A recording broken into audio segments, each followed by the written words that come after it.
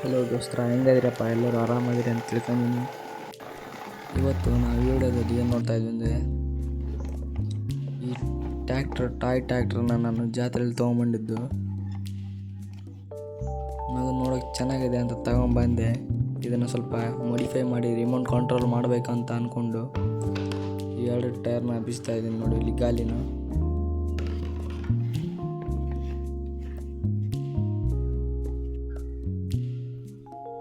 ಇದು ಹಳೆ DC ಮೋಟ್ರದ್ದು ಒಳಗಿಂದು ಒಂದು ರಾಡಿರುತ್ತಲ್ಲ, ಸಣ್ಣದು ರಾಡದು, ಅದನ್ನು ಈ ರೀತಿ ಗೇರ್ ಮೋಟ್ರಿಗೆ ಫಿಕ್ಸ್ ಮಾಡ್ತಾ ಇದ್ದೀನಿ. ಇಂಥದ್ದೇನೊಂದು ಇದೆ, ಅದನ್ನು ಈ ಕಡೆ ಫಿಕ್ಸ್ ಮಾಡ್ತೀನಿ. ಈಗ ಇದನ್ನು ಗಾಡಿ ಸೆಟ್ ಮಾಡೋದಕ್ಕಂತ ನೋಡಿ ಇಲ್ಲಿ, ಆದರೆ ಕೆಳಗಡೆ ಗ್ಯಾಪ್ ಇರೋದ್ರಿಂದ ಅಲ್ಲಿಗೆ ಒಂದು ಇದು PVC ಸೀಟನ್ನು ಅಟ್ಯಾಚ್ ಮಾಡ್ತಾ ಇದ್ದೀನಿ. ಮತ್ತು ಅದರ ಮೇಲೆ ಈ ರೀತಿ ಮೋಟ್ರನ್ನ ಫಿಕ್ಸ್ ಮಾಡ್ತೀನಿ.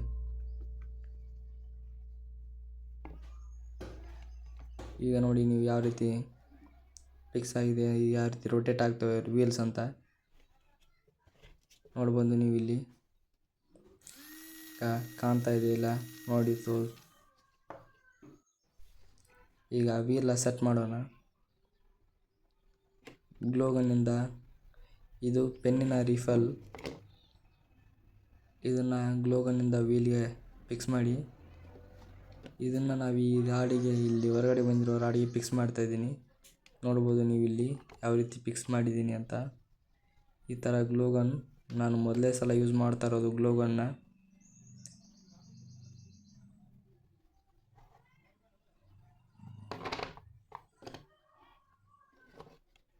ಅದನ್ನು ನೀಟಾಗಿ ಅಡ್ಜಸ್ಟ್ ಮಾಡಿ ಫಿಕ್ಸ್ ಮಾಡಬೇಕು.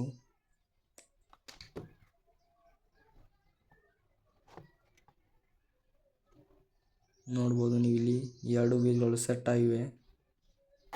ಈಗ ನೋಡಿ ನಮ್ಮ ಟ್ರ್ಯಾಕ್ಟರ್ ಯಾವ ಥರ. ಪ್ಲೀಸ್ ಚಾನಲ್ನ ಸಬ್ಸ್ಕ್ರೈಬ್ ಮಾಡಿ.